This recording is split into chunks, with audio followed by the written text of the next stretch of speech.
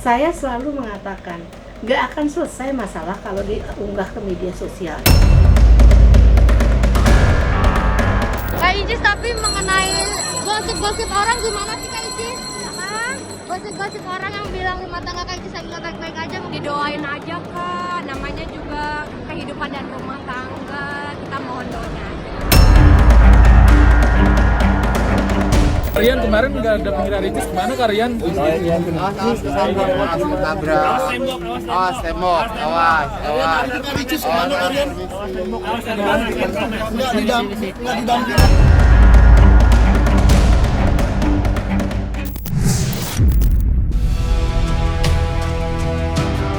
Tidak ada yang menyangka jika Ria Ricis tiba-tiba saja melayangkan gugatan cerai terhadap suaminya Teuku Ryan.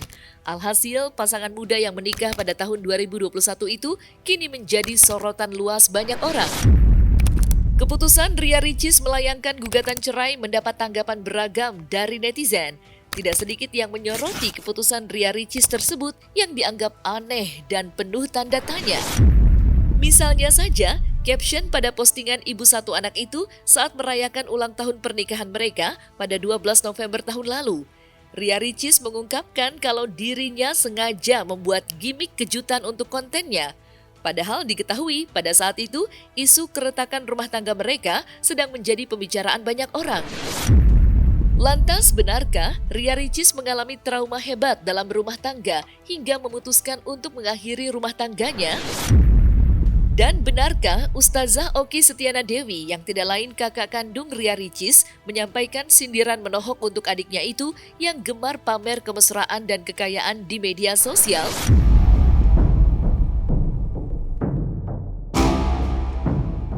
Kalian kemarin nggak ada pengira Ricis, gimana kalian?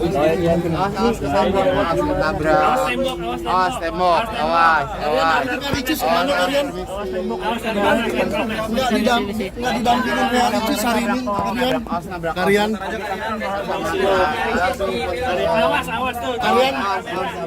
kalian hari ini nggak didampingin aku nggak dengerin Kalian Ricis sendiri bilang pelit sama mertua, gimana kalian? Jangan pernah memamerkan kenikmatan kita di hadapan orang lain secara berlebih-lebihan. Jadi wajar dong kalau ada orang yang iri sama kita karena kita adalah orang yang suka memamerkan kenikmatan. Contoh, harta kekayaan yang sangat banyak kita pamerkan. Wajar nggak orang lain iri? Wajar. Kenapa kau pamerkan harta kekayaan yang Allah berikan kepada? Karena di luar sana banyak orang yang mungkin tidak mendapatkan kenikmatan ya Allah berikan kepadamu. Atau teman-teman punya pasangan yang baik, yang romantis, dan teman-teman posting di sosial media keromantisan, peluk-pelukannya di posting di sosial media, keakrabannya, keintimannya ya sebagai suami istri di-publish di sosial media. Sementara yang nonton ada yang jomblo, atau yang nonton ada yang belum menikah, atau yang nonton ada yang suaminya kasar padanya, atau yang nonton ada yang suaminya tidak pernah berlaku baik, berlaku lemah lembut kepadanya. Wajar nggak dia iri? Wajar. Kenapa? Karena engkau terlalu mempublish secara berlebih-lebihan sehingga mengundang orang lain untuk iri dengki. Kita harus berhati-hati sekali untuk memilah-milih mana yang kira-kira boleh kita tampakkan untuk memotivasi orang lain, mana yang kira-kira ini menimbulkan potensi kedengkian dan keirian orang lain terhadap kita. Ingat tadi, iri dengki itu akibatnya macam-macam. Mulai dari dia nggak suka, dia melihat ya, dia nggak suka, misalnya ibarat soal daripada kita, atau dilakukan dengan tindakan kita, bisa. Terlalu berhampir-hampir dan kita pamerkan kepada orang lain, tiba-tiba orang lain iri dengki, kemudian terjadi perampokan, pencurian, mungkin dia iri dengki melakukan perbuatan demikian, seperti kita, Allah. Tanggapan saya mohon doanya karena setiap manusia pasti ada apa ya? Ada problema kehidupan ya, kita semua juga. Yang penting saling mendoakan, saling support, itu aja sih tanggapannya. Nggak semua hal yang karena misalnya rasa nggak nyaman tuh jadi trauma. Jauh loh itu trauma, kalau nggak nyaman ya nggak nyaman aja, nggak usah sampai ke trauma gitu. Tapi intinya gini, kalau orang trauma terhadap anak, hati-hati, kasihan anak ini.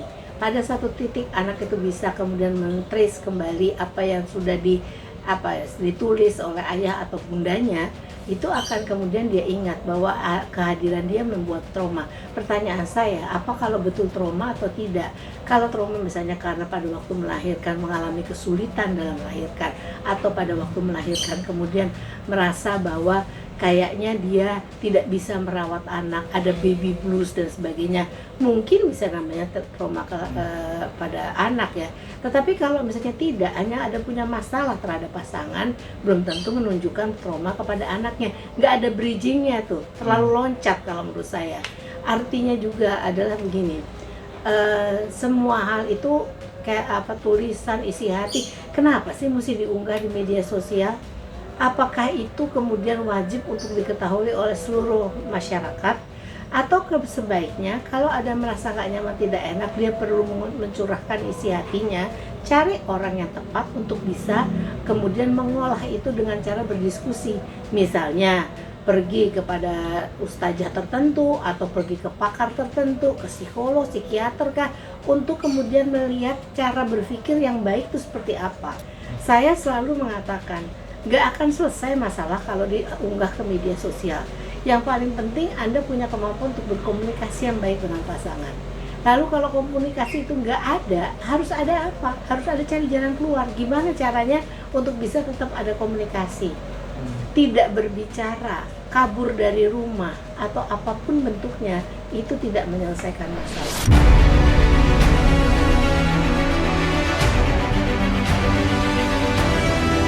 Hanya sekedar ngejar konten. Kalau salah ya salah.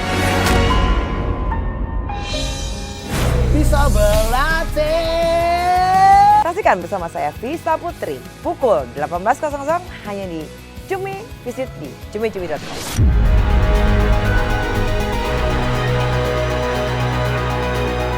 Ketidakharmonisan dalam rumah tangga Ria Ricis dan Teuku Ryan sebenarnya mulai terendus ke publik sejak tahun lalu. Dugaan keduanya terlibat perselisihan makin tampak saat Ria Ricis dalam berbagai kesempatan sedang bersama pria lain. Tentu saja hal itu mengundang tanya. Seperti diketahui, sebelum terbongkarnya gugatan cerai, Ria Ricis tampak terlihat akrab dengan beberapa pria. Sikap Ria Ricis tentu saja bertolak belakang dengan penilaian masyarakat mengenai dirinya. Alhasil, tindakan Ria Ricis menjadi pergunjingan. Mengingat selain sudah bersuami, Ria Ricis juga dikenal dari keluarga taat pada ajaran agamanya. Lantas, seperti apa tanggapan Dr. Adit hingga Prio, asisten Raffi Ahmad, saat keduanya disinggung memiliki kedekatan khusus dengan Ria Ricis? Sama Kak Pria, sama Mas Gibran di depan.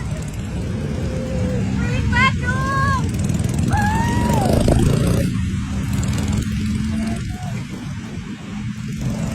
Ya, itu mah lagi ini aja, lagi ada giat bareng di Bandung. Aku ngewakilin AA karena waktu itu harus syuting, aku ngewakilin, dan emang ada tiba-tiba harus riding bareng tuh sama Mas Gibran, sama Kang Emil.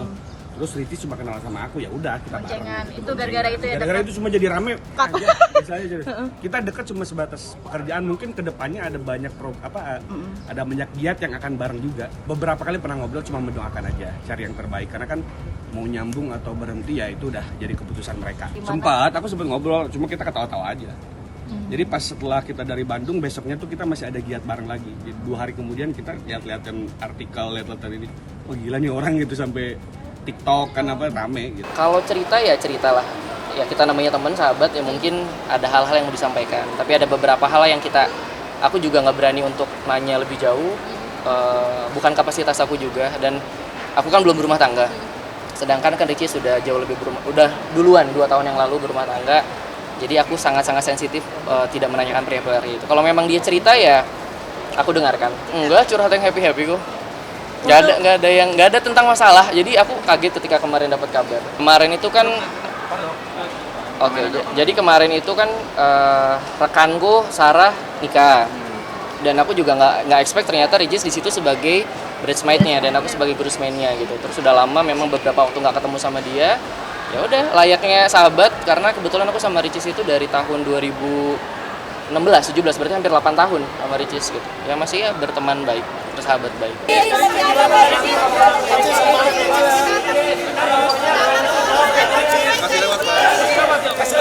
Kasih lewat sebentar mas. Kak Icis, tapi mengenai gosip-gosip orang gimana sih Kak Icis? Gosip-gosip orang yang bilang rumah tangga Kak Icis lagi nggak baik-baik aja, didoain aja Kak. Namanya juga kehidupan dan rumah tangga, kita mohon doanya aja. Dibilang terseret-seret sebenarnya mungkin enggak ya, cuma lebih kayak disayangkan aja kenapa harus terjadi seperti ini gitu. Dan banyak berita-berita yang simpang siur sebetulnya, kayak misalnya aku ngebet untuk balikan, padahal kayak aku temenan sama Ricis nih, aku sahabatan sama Ricis hampir 8 tahun, jadi kita saling support aja dan sama-sama kita doakan yang terbaik. Dan kalau misalnya pun banyak nih teman-teman media di sini menanyakan bagaimana aku tanggapan, bukan kapasitasku. Awal kenalnya ya biasa lah di tempat kerja bareng, terus kita sering bikin konten bareng, sharing. Kebetulan kan sama Ricis juga memang apa ya, kita punya kesamaan dalam artian visi misi kedepannya mau gimana gitu untuk memang di dunia entertain. Saling support aja, gimana sahabat lah sama Ricis. Jadi aku sama Ricis ya sahabatan aja, teman, saling support. Kalau misalnya lagi ada masalah ya kita saling dengerin. Ricis pendengar yang baik, dia sosok yang mandiri, wah hebat lah pokoknya. Cinta itu mempertemukan. Hal itu bisa membuat seseorang sampai ke titik terendah dan tergelapnya. Cinta itu menyatukan. Mereka tahu nggak hal-hal lain di luar itu? Hal-hal apa yang saya lakukan untuk Lesti? Cinta itu memisahkan. Kalau orang tua gua pada akhirnya tidak menganggap gua anaknya lagi. Bahkan kadang cinta itu juga meninggalkan. Satu saat gua kenapa-napa, dibunuh misalnya. Anak saya nikah, kenapa yang jadi walinya itu bukan saya? Tapi satu hal yang pasti, cinta itu punya kekuatan. Alvin in Love, cinta untuk semua.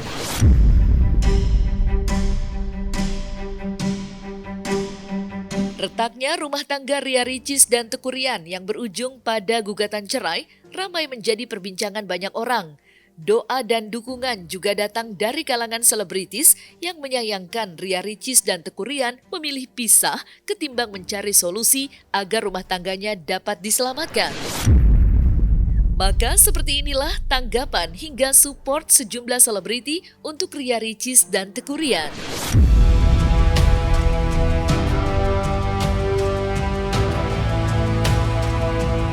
Semangatin aja dong, teman ada punya masalah, semoga cepat selesai masalahnya. Pokoknya saya doakan yang terbaik aja buat kasusnya tersebut.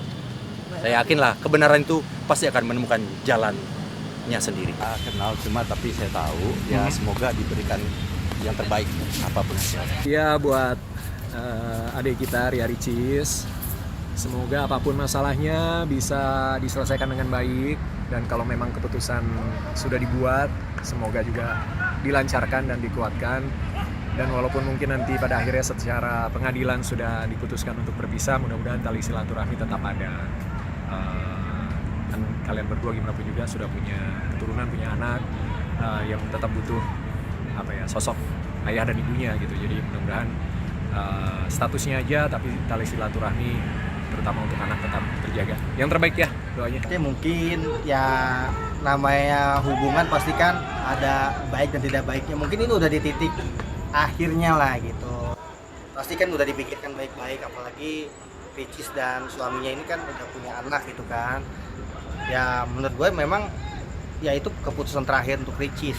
Ya mudah-mudahan sih keputusan ini tidak maksudnya tidak salah lah, mungkin ini yang terbaik lah buat Ricis dan juga suaminya. Jangan pernah senang, ya jangan pernah senang melihat orang bercerai. Kita harus mendoakan. Toh baru gugat kan, tahu nggak jadi.